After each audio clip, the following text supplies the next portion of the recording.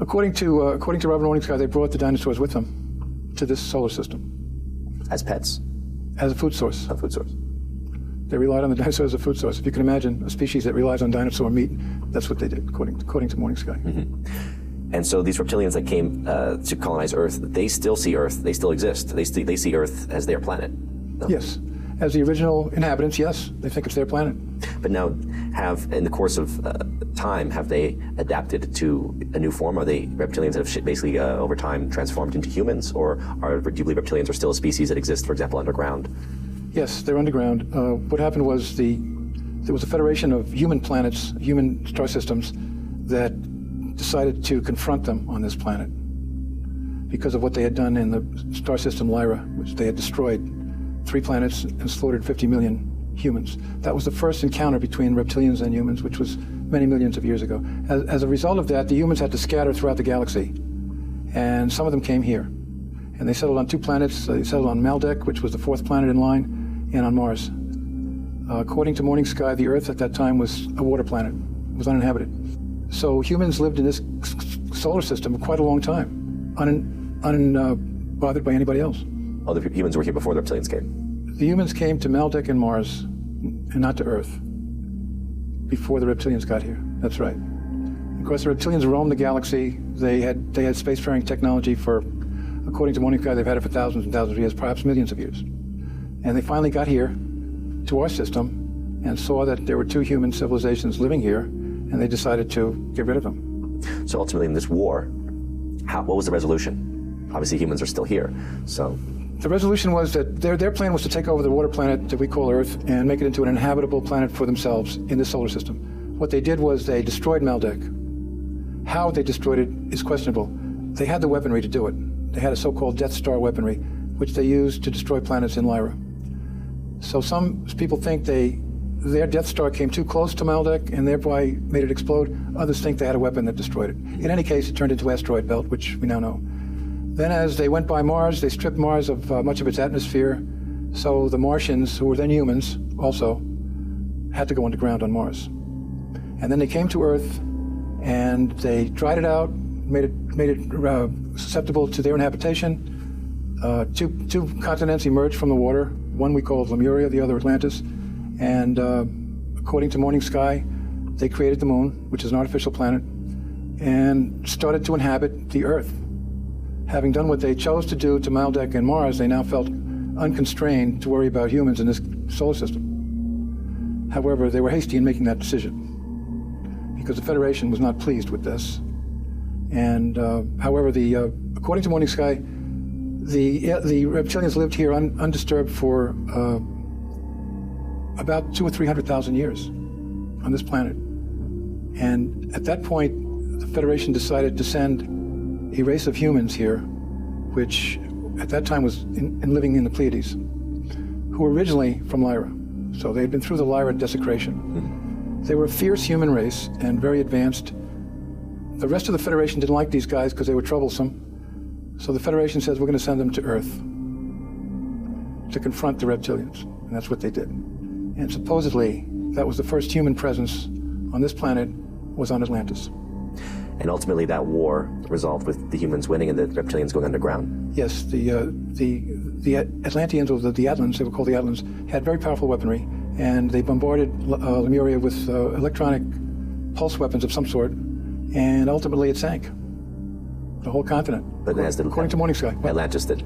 Atlantis stayed above water, but Lemuria sank, and the reptilians were forced to go underground. That didn't bother them at all because they were used to that. Mm-hmm. And they created an entire civilization inside our planet with high-speed trains, everything that still exists. But ultimately, above ground, people have talked about the reptilian influence over our politics, our bloodlines, the elite bloodlines. Would you say it's reptilian influence, or it's actually other humans, like you talked about the Pleiadian warriors that were sent here? Is it those who are the ultimate rulers above ground? Well, Atlantis established a tremendous civilization here. They had things that we haven't even developed yet in terms of technology. And about 50,000 years ago, they had a golden civilization on Atlantis. Mm-hmm. They were also very spiritual. And they did not have what we now refer to as the reptilian brain, because that came later.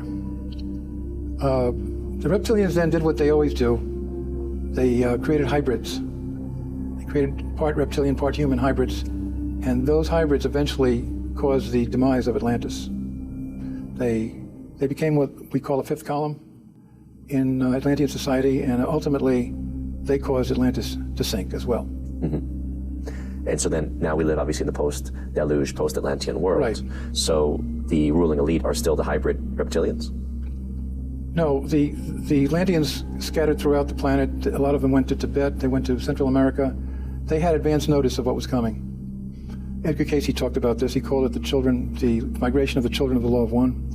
They created advanced civilizations in Central America, in Tibet, also an underground civilization called the Garta, under the Gobi Desert. So the humans had gotten away to the point where they could keep the human race on this planet alive. And the battle continued. The reptilians and the humans continued to fight. And it was finally the Federation agreed to a compromise in order to decide who really controls this planet, Earth. And it was decided to create a new human race about 40,000 years ago. And we are that new human race. And unfortunately, the deal was that this new human race, by agreement with the humans and the reptilians, would have a reptilian DNA in the so-called reptilian brain, which we have. Right, and that's the easiest place to mind control people Exactly. with the fight or Exactly flight, right. the fight or flight Yes. part of our reactive mind. Exactly.